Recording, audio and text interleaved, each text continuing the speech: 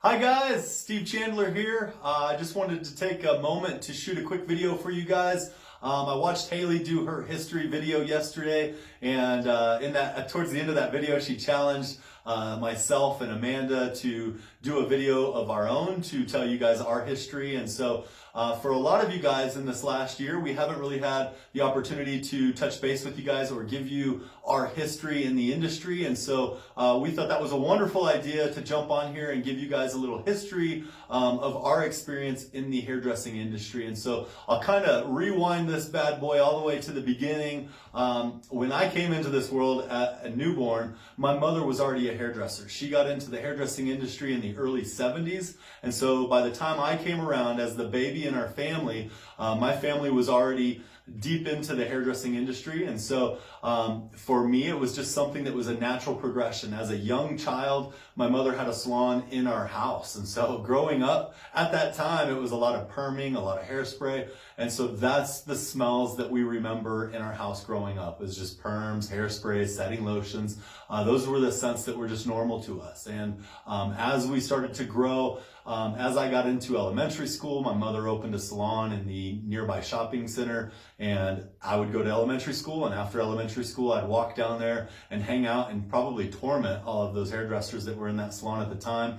And as much as some of these young experiences would probably push somebody to run the opposite direction, by the time I got into high school, or let's just say my early years in high school, my mother hired me to go in and clean the salons at night. So me and my buddies, we would go clean the salons at night and hang out in those salons. And we started to feel connected to these salons and felt like, hey, man, this is something that we could be involved in as well. So a little later, towards later part of my high school years, my family actually got into the hair school business as well. And so at that point,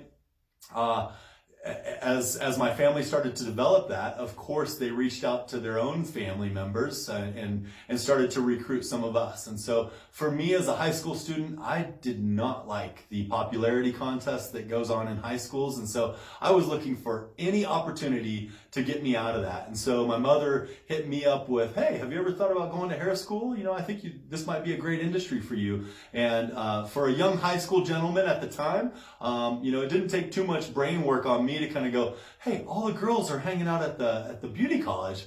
Sign me up. Where do I sign up? So I loved that opportunity. I loved the individuals that I got to hang out with. Built some lifelong friendships at that point. So while I was in high school, I went through cosmetology school and got my cosmetology license. I graduated high school, and shortly thereafter, I got my cosmetology license. I also moved from that point. So my first job was actually in a booth rental salon, and loved that experience. It was really what my goal was going through hair school that whole time. Was my goal was to be an independent stylist. And really the reason where that came from was I wanted to call the shots. I wanted to call when I went to work, when I got off. I wanted to call what days I worked, what times I worked. And so that was ultimately my goal, is to have that freedom. And so I got that.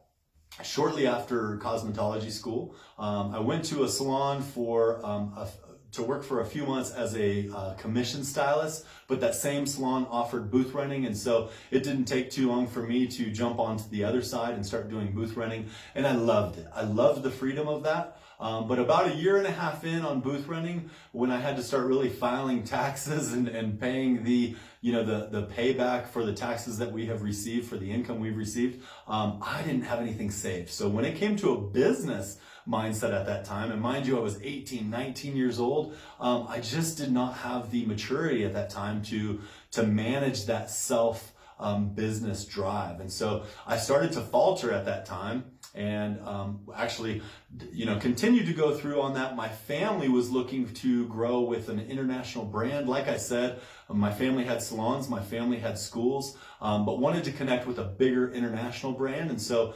the the company and the family that felt right for us to connect with was Tony and Guy. Tony and Guy Hairdressing, which came from Europe and had started to grow in America. We loved that they were a family concept and that we could continue to thrive and grow. They could help us grow in areas we needed to grow, and we could help them grow in some of the business areas that were our specialties. And so it seemed like a perfect fit, and that's where we grew. We opened up a Tony and Guy Hairdressing salon here in Colorado Springs at the Chapel Hills Mall at the time. Shortly thereafter, we opened up our second location here in Colorado Springs and flipped the school that we have here in Colorado to a Tony and Guy Hairdressing Academy. And so we were the third Tony and Guy Hairdressing Academy in the United States at that time, and very proud of that, to help be part of that, that transition into bringing these schools and salons into America. Working in those, my first role in the Tony and Guy salons was to step up and take on the role of education. That's where my pride and my passion was, and continues to be to this day, is in the education of hairdressing. And so my mother took on, at the time I was still fairly young, she took on the management side and I took on the education side, and loved that. It took probably about 2 years before I had some team members that were really pushing me to grow, because we were training them into the education process. And it was at that time that my mother needed to focus a little bit more of her energy into the schools. And so that's when I stepped up into management and got my first experience into managing a bigger team. I think at the time we had a team of 15 to 20 hairdressers in that salon. And so managing a team of 15 to 20 was a new experience for me, and loved every minute of it.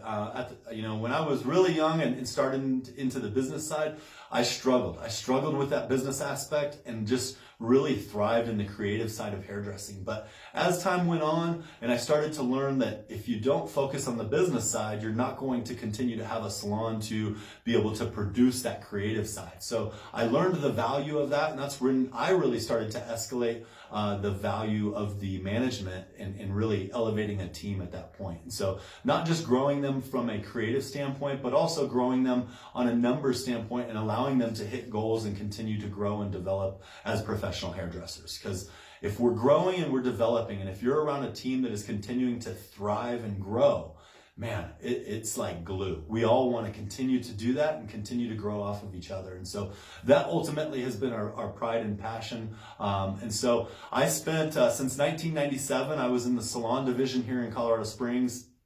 Back in 2018 let me back that up a little bit. In 2012, I moved from the salons full time and I moved over to our academy division and became the academy director, and I needed to learn that aspect of the school division. And so I ran the Tony and Guy Academy here in Colorado Springs for 6 years. About after 5 years, I stepped into an executive director role and continued to work with the management teams and make sure that I continue to develop and grow those leaders inside our schools. And all while continuing to work with our teams inside the salon division. And to clarify on that, we have been blessed to work with some of the best managers and educators in the industry. And ultimately, with these individuals continuing to grow and thrive around us, it continued to push me out of that day-to-day role that I had, because these guys were hungry and stepping up. And so I couldn't be more proud of the teams that we are blessed to be with and work with every day. And so it elevated me to move on to the next role. In 2018, which I was about to say a minute ago, is when we started to look into the digital marketing aspect of our salons and our academy and our other academy up in Coeur d'Alene. So it was an area that we had been paying a national company to do the work for us, and at times we were getting dynamite results. But then at times we were struggling to get the results that we felt like we were paying for. So I took it upon myself to make sure that I dove into the digital marketing world to learn every single aspect of that world. And I utilized 2018 to do that. 2018 was my time to learn and grow. And by the time we rolled into 2019, it was time for us to start taking over all of our digital marketing. We took over the digital marketing of both our schools and our salons, and we were able to ramp both schools to the top ranked positions in their local markets, as well as our salons. We were able to rank those up to be top ranked salons. And they were there. We just had to do a little tweaking to get the acknowledgement that these two salons deserved in our areas. And so once we learned that, we started to implement these processes in our own salons and our own academies, is when we knew we've got to give some of this knowledge back to the community. And so we created a company called Headlocks Media in 2019. And that company is it's a digital marketing company and a salon, spa, and hair school consulting company. And so what we give back to the community is we give back if a school or salon or spa needs local marketing to help them grow in their area, we jump in and we're there to help them grow. If it is a school, salon, or spa that really just needs to work on their foundation and growing their management teams or their education systems, we are there to help them grow. There are some salons, spas, and academies that really need to focus on their front desk team. And so we've got systems in place to be able to train and develop them into those areas. And so our goal is to give back at this point. We're still highly involved in the hairdressing industry on a daily basis with our own salons, continuing to push and coach our leadership teams inside our schools, and ultimately looking to grow and elevate the hairdressing industry one hairdresser at a time. And ultimately, if we all continue to grow and rise in this industry, we all reap the benefit of that, elevating this industry to a higher level. So that's kind of what we're working on now. You will still see us inside the academies that we've got. You'll see us inside the salons because we are here to continue to lead by example and to continue to encourage our leaders to continue to grow and grow through this time. So we will continue to put videos out during this coronavirus time that is a scary time for all of us. We want to help all of the students inside the academies that we work with. We want to help you guys open your mind to get the most out of this industry at this time. We also are here to help support and grow our hairdressers inside the salons that we've got, as well as our online communities that we've got. We're here to help you guys grow. We're going to continue to give you guys the tools that it's going to take to elevate yourselves, to make sure that you are being seen in your local markets, but also keeping your minds focused to continue to get the best and the most that we can out of this industry. We've got to stay positive as individuals. We are the ones that are continuing to help the rest of this community stay focused. So we've got to realize our roles and ultimately just embrace that. I want to let you guys know we care about you. We are here for you. We just wanted to give you a little bit of our history, and hope you guys are doing well in this time at home. I know it's a different time, and just stay positive, stay focused, and nothing but positivity for you guys. We love you. Bye.